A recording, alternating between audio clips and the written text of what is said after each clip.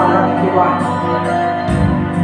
പരിശുദ്ധാത്മാവിനകത്ത് നമ്മെ കൊണ്ടുവരികയും യേശു ക്രിസ്തു പ്രഖ്യാപിച്ച ചില നിയമങ്ങൾ ഏറ്റെടുത്ത് അനുഗ്രഹിക്കപ്പെട്ട ശുശ്രൂഷ നടത്തി ഞാൻ ദൈവത്തെ സ്തുതിക്കാം. ഒന്ന്, സ്നാനം കഴിപ്പിക്കുക എന്നുള്ള നിയമം ഏറ്റെടുത്ത് ദൈവദാസൻ ഇന്ന് ആരംഭം കുറിച്ചിരിക്കുന്നു. വിശ്വസിക്ക് സ്നാനം ഏൽക്കുകയും ചെയ്യുക എന്നുള്ള വചനം ഏറ്റെടുത്ത് പ്രിയ മാതാവ് വിശ്വസിച്ച് ദൈവദാസനാൽ സ്നാനമേറ്റ് യേശുവിനോട് ചേർന്നിരിക്കുന്നു. അതിനോടനുബന്ധിച്ച് ചില ഉപദേശങ്ങൾ രക്ഷിക്കപ്പെട്ട് സ്നാനപ്പെട്ടവരായ നാം ഈ സന്തോഷ വാർത്തയിൽ പുതുക്കേണ്ട ചില ഉപദേശങ്ങൾ പുതുക്കുവാനായിട്ട് കടന്നു വന്നിരിക്കുകയാണ്. ചിലര് ആദ്യമായിട്ട് ചെയ്യുന്ന ശുശ്രൂഷയായിരിക്കാം, ചിലര് നേരത്തെ ഈ ശുശ്രൂഷ അനുഭവിച്ചവരായിരിക്കാം. ഇന്ന് ശുശ്രൂഷ അനുഭവിച്ചവർ വീണ്ടും ഒന്നുകൂടെ പുതുക്കുന്നു. ശുശ്രൂഷ അനുഭവിക്കാത്തവർ ഇന്ന് ആരംഭം കുറിക്കുന്നു. ഇപ്രകാരമുള്ള ശുശ്രൂഷകളെ ദൈവകരങ്ങളിലേക്ക് ഏൽപ്പിക്കുന്നു. പരിശുദ്ധ ദൈവമേ, സ്വർഗ്ഗപിതാവേ, എല്ലാ മിനിസ്ട്രിയും ആരംഭം കുറിപ്പിച്ച സ്വർഗമേ, ആ മിനിസ്ട്രിയിൽ കൂടി അവിടുത്തെ വചനത്തിന്റെ ആഴങ്ങൾ മനസ്സിലാക്കി ചെയ്യേണ്ടതുപോലെ ചെയ്യുവാൻ അങ്ങ് സഹായിച്ചിരിക്കുന്നതിനായി സ്തോത്രം. യേശു ക്രിസ്തുവിന്റെ നാമത്തിൽ തന്നെ ആമേൻ. Hallelujah, hallelujah, hallelujah. എല്ലാവർക്കും യേശുവിന്റെ നാമത്തിൽ സ്നേഹവന്ദനം അറിയിക്കുന്നു. ഈ ആരാധനയുടെ ആരംഭത്തിൽ തന്നെ 2 ശുശ്രൂഷകൾ കൂടെ ചെയ്തെടുത്തിട്ടാണ് അടുത്ത വചന ശുശ്രൂഷയും വർഷിപ്പൊക്കെ നമ്മൾ ചെയ്യാനായിട്ട് ഉദ്ദേശിക്കുന്നത്. അതിന് 1-2 വേദഭാഗം വായിച്ച് നമുക്ക് ആദ്യത്തെ ശുശ്രൂഷയിലേക്ക് കടക്കാം. യോഹന്നാൻ എഴുതിയ സുവിശേഷം 13-ാം അധ്യായം അതിന്റെ 1 മുതൽ 5 വരെ ആരെങ്കിലും നിർത്തി വായിക്കും. പെസഹ പെരുന്നാളിൽ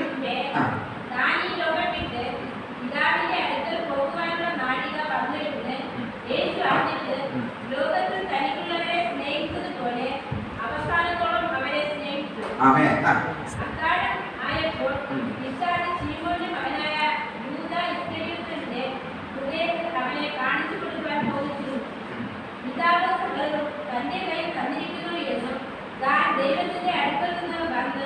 ദൈവത്തിന്റെ അടുക്കൽ പോകുന്നു എന്നും യേശു അറിഞ്ഞിരിക്കെ അക്കാലത്ത് നിന്ന് എഴുന്നേറ്റ് വസ്ത്രം ഊരിവെച്ച് ഒരു ചുവർത്തെടുത്ത് അരയിൽ ചുറ്റി ഒരു പാത്രത്തിൽ വെള്ളം കവർന്നു ശിഷ്യന്മാരുടെ കാൽ കഴിക്കുവാനും അരയിൽ ചുറ്റിയുന്ന തുണി കൊണ്ട് ചുവർക്കുവാനും തുടങ്ങി. വളരെ ശ്രദ്ധിച്ച്, യേശു പെസഹയിലാണ് ആരംഭം കുറിച്ചൊരു ദൗത്യമാണ്. യേശുവിന്റെ ആദ്യത്തെ പെസഹയല്ല.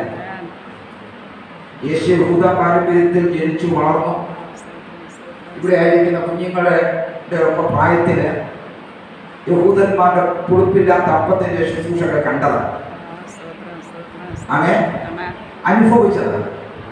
പക്ഷേ 30-ാമത്തെ വയസ്സിൽ ഈ ദൗത്യത്തിലേക്ക് പ്രവേശിപ്പിച്ച നാളിലും ഇപ്രകാരം ശുശ്രൂഷ ചെയ്തില്ല.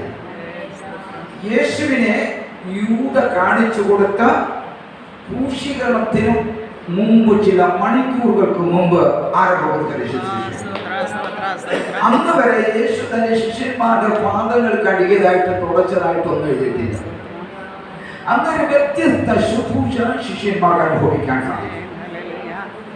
ആ ശുശ്രൂഷ യേശു ചെയ്തതിന് ശേഷം അത്താഴത്തിൽ ഇരുന്നിട്ട് ശിഷ്യന്മാരെ നോക്കി പഠിപ്പിക്കുന്ന ഒരു ഉപദേശമാണ് 12-ാം വാക്യം. എടുത്ത് വായിക്കുമ്പോൾ 12-ാം വാക്യം മുതൽ നിർത്തുന്നത്. യേശു അവരുടെ കാൽ കഴുകിയിട്ട് വസ്ത്രം ധരിച്ച് ഇവിടെ വീട്ടിൽ ഇരുന്ന്, വളരെ ശ്രദ്ധിച്ച്, വസ്ത്രം ധരിച്ച് പന്തിയിരുന്നു. അവരോട് പറഞ്ഞു കേട്ടോ, 12 പേരേ ഉള്ളൂ. ഇന്ന് കൂടുതലുണ്ട് ഇതിനകത്ത് കേട്ടോ, ഇന്ന് ഇതിനകത്ത് കൂടുതലുണ്ട്. അതിനെ സന്തോഷിക്കുക. ആ 12 പേരോട് പറഞ്ഞത്, ഞാൻ നിങ്ങൾക്ക് ചെയ്തത് എന്താണെന്ന് നിങ്ങൾ മനസ്സിലാക്കിയിട്ടുണ്ടോ? അവർക്ക് ചോദിക്കേ. അതെ, വീണ്ടും നിങ്ങൾ എന്നെ ഗുരുവെന്നും കർത്താവെന്ന് വിളിക്കുന്നു. ഞാൻ അങ്ങനെ ആയതുകൊണ്ട് നിങ്ങൾ പറയുന്നത് ശരി. നിങ്ങൾ പറയുന്നത് ശരിയാണ്. സ്തോത്രം. യേശു പറയണം, നിങ്ങൾ എന്നെ ഗുരുവെന്നൊക്കെ വിളിക്കുന്നുണ്ടല്ലോ, കർത്താവെന്നൊക്കെ വിളിക്കുന്നുണ്ടല്ലോ, അങ്ങനെ വിളിക്കുന്നത് ശരിയാണ്. അതെ, ഇപ്പൊ ഇവിടുത്തെ ദൈവദാസന്മാര് ജനിച്ചു വളർന്ന ചുറ്റുപാടൊക്കെ അവർക്ക് അറിയാം. ഇടയെ പോടയെന്നൊക്കെ വിളിച്ച് പോടാ പോടാന്നൊക്കെ പറഞ്ഞ് പേരൊക്കെ പറഞ്ഞ് വിളിച്ച ഇന്ന് പലരും പേര് പോലും പറഞ്ഞ് വിളിക്കാൻ പഠിക്കുന്നു. സ്തോത്രം. കൂടെ പഠിച്ച് വളർന്നവര് രക്ഷിക്കപ്പെടാത്തവർ പോലും എന്നെ കാണുമ്പോൾ പേര് പറഞ്ഞ് വിളിക്കുന്നില്ല. റെസ്പെക്ട് ചെയ്യുന്നുണ്ട്, അക്രൈസ്തവർക്ക്. അങ്ങനെയാണെങ്കിൽ യേശു പറഞ്ഞത് നിങ്ങൾ എന്നെ ഗുരുവും കർത്താവെന്ന് വിളിക്കുന്നു, പറയുന്നത് ശരിയാ. ആമേൻ. ഈ ശുശ്രൂഷയ്ക്ക് നേതൃത്വം കൊടുക്കുന്ന ദൈവദാസൻ ഒരു ഗവൺമെന്റ് ഉദ്യോഗസ്ഥനാണ്. പലരും സാറേ സാറേ വിളിക്കുന്നവർ ഇപ്പം വളരെ അഭിമാനം. ആമേൻ, ആമേൻ. അത് ശരിയാണ്. ബ്രദറെന്നും പാസ്റ്ററെന്നും അല്ലെങ്കിൽ പ്രവാചകൻ എന്നൊക്കെ പറയണതൊക്കെ ശരിയാ. ആമേൻ. കർത്താവും ഗുരുവുമായ ഞാൻ നിങ്ങളുടെ കാല് കഴുകിയെങ്കിൽ നിങ്ങൾ തമ്മിൽ തമ്മിൽ കാൽ കഴുകേണ്ടതാകുന്നു. വളരെ ശ്രദ്ധിച്ചേ, നിയമമാണോ അല്ലേ?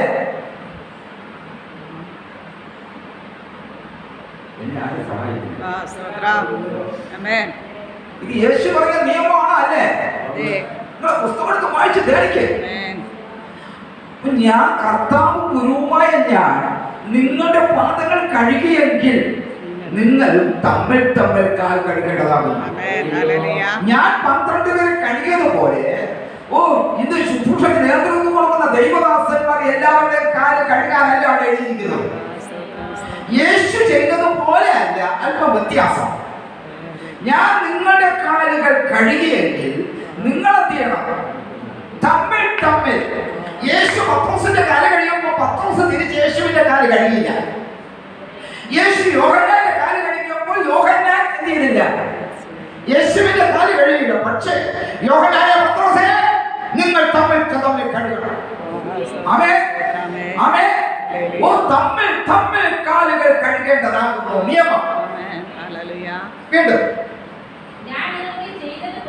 ഞാൻ നിങ്ങൾക്ക് ചെയ്തതുപോലെ നിങ്ങൾ ചെയ്യേണ്ടതിന്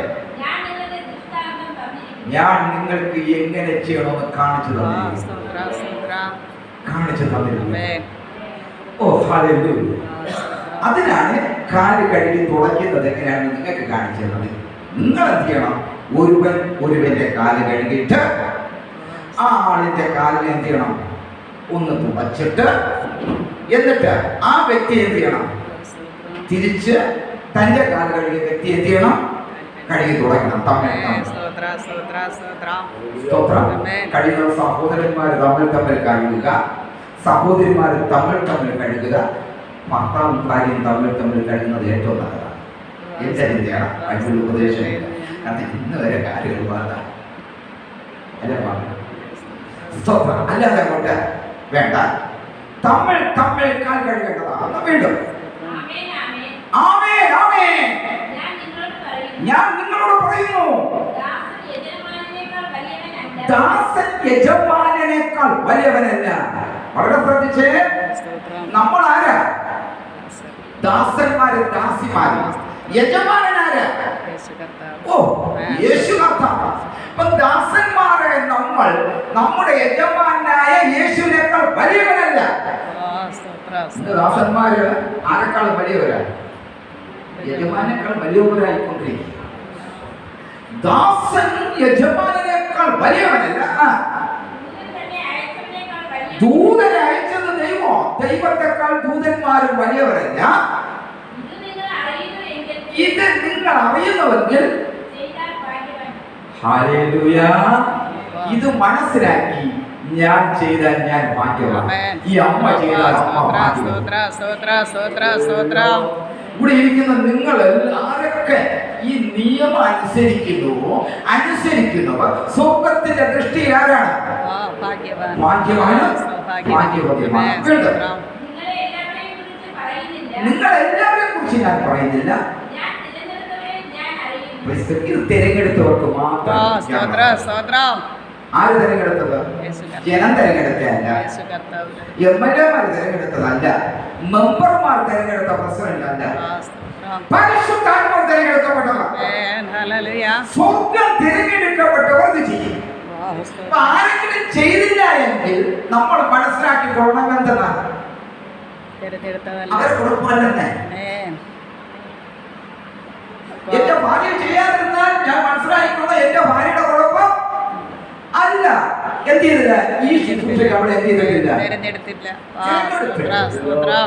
ആമേൻ. ആമേൻ. ആമേൻ. ഹല്ലേലൂയ. ആമേൻ. അതുകൊണ്ട് വളരെ ശ്രദ്ധിക്കുക. ഇത് ആർക്കേ ഉള്ളൂ. അവര് ചെയ്തില്ല ഇവര് ചെയ്തില്ല എന്ന് പറഞ്ഞ് നമ്മൾ ആരെ എന്ത് ചെയ്തത്? കുറ്റം വിധിക്കാൻ നമുക്ക് ഇന്ന് ദൈവാസമാർക്ക് എവിടെ കയറിയാലും എവിടെ നിന്നും കുറ്റം വിധിക്കാനേ ഉള്ളൂ. ഇത് കുറ്റം വിധിക്കാനുള്ളതല്ല. ആ വ്യക്തി ചെയ്തിരുന്നെങ്കിൽ ആ വ്യക്തിയുടെ കുഴപ്പമല്ല. പിന്നെ എന്താണ്? അവര് തിരഞ്ഞെടുത്തിട്ടില്ല. സ്തോത്രം. തിരഞ്ഞെടുക്കപ്പെട്ടവരുമുണ്ട്, വിളിക്കപ്പെട്ടവരുണ്ട്. വിളിക്കപ്പെട്ടവർ എല്ലാവരും എന്ത് ചെയ്തിട്ടില്ല? തിരഞ്ഞെടുക്കപ്പെട്ടിട്ടില്ല. ഹല്ലേലൂയ. അപ്പൊ തിരഞ്ഞെടുക്കപ്പെട്ടവർ ഇതിനകത്ത് തിരഞ്ഞെടുക്കപ്പെട്ടവർ, സ്തോത്രം, സ്തോത്രം, സ്തോത്രം. ഇതിനകത്ത് തിരഞ്ഞെടുക്കപ്പെട്ടവർ വളരെ ശ്രദ്ധിച്ച് ഇത് സ്തോത്രം. നിങ്ങൾ ഏത് ചർച്ചിൽ പോകുന്നു എന്നുള്ളത് വിഷയമല്ല. ഏത് സഭാ സംഘടനകളുമായിട്ട് സഹകരിച്ച് പോകുന്നു എന്നുള്ളത് വിഷയമല്ല. ഇത് മിനിമം ക്വാളിഫിക്കേഷൻ ആണ് പറയുന്നത്. പിതാവിന്റെയും പുത്രന്റെയും പരിശുദ്ധാത്മാവിന്റെ നാമത്തിൽ സ്നാനപ്പെട്ടവരാണ് ഏറ്റവും നല്ലവർ. അവിടുത്തെ പാസ്റ്റർ അങ്ങനെ പറയുന്നത് കാരണം യേശു ഈ ശുശ്രൂഷ തുടങ്ങിയേക്കാണ്. ഈ 12 ശിഷ്യന്മാരിൽ പിതാവിന്റെയും പുത്രന്റെയും പരിശുദ്ധാത്മാവിന്റെ നാമത്തിൽ സ്നാനം എടുത്തിട്ടില്ല. യേശു എടുത്തത് പിതാവിന്റെയും പുത്രന്റെയും പരിശുദ്ധാത്മാവിന്റെ നാമത്തിൽ അല്ല. അത് അപ്പോസ്തല പ്രവൃത്തി 2-ലാണ് ആരംഭിച്ചത്. എങ്കിൽ സഭയുടെ ഒരു നിയമം ഇങ്ങനെയുള്ളവരെ ശരിക്കാണ്. ആരും കൂടി നിങ്ങൾ സ്നാനം സ്വീകരിച്ച വിഷയമല്ല. ഏത് ജലാശയത്തിൽ ഇറങ്ങിയുള്ള വിഷയമല്ല. പിതാവിന്റെയും പുത്രന്റെയും പരിശുദ്ധാത്മാവിന്റെ നാമത്തിൽ സ്നാപകൻ ജലാശയത്തിൽ നിന്നുകൊണ്ട് ജലാശയത്തിൽ മുങ്ങി നിനക്ക് സ്നാനം തന്നിട്ടുണ്ടെങ്കിൽ തീർച്ചയായിട്ടും നിന്റെ മനസാക്ഷി ചെയ്യുവാനായിട്ട് പ്രേരണ തന്നു. പരിശുദ്ധാത്മാവ് ചെയ്യുവാനായിട്ട് പ്രേരണ തന്ന അവർക്ക് ഈ ശുശ്രൂഷയിലേക്ക് കടന്നു. ഈ ശുശ്രൂഷയിലേക്ക് വരുവാനായിട്ട് ആഗ്രഹിക്കുന്നവർക്ക് അവരൊന്ന് എഴുന്നേറ്റ്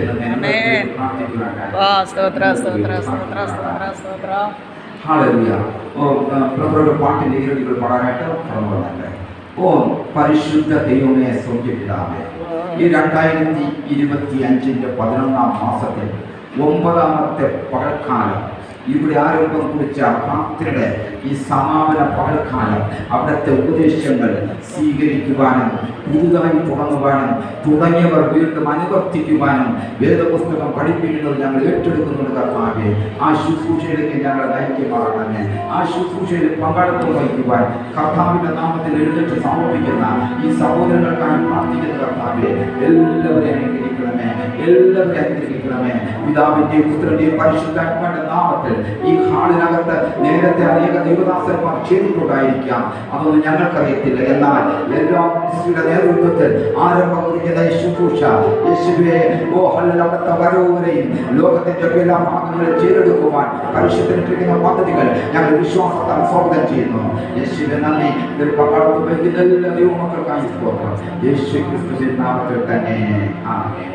ഒരു നിമിഷം ഞാൻ ചോദിക്കട്ടെ, ഈ ശുശ്രൂഷ ചെയ്തിട്ടുള്ളവർ എന്ന് കൈപൊക്കി ചെയ്തിട്ടുള്ള ആരെങ്കിലും 2 പേര് ആദ്യം ചെന്നത് ചെയ്യുന്നത്, ബാക്കിയുള്ളത് ചെയ്യണം, കാണണം. ചെയ്ത ഒരാളും ചെയ്യാൻ കാരണം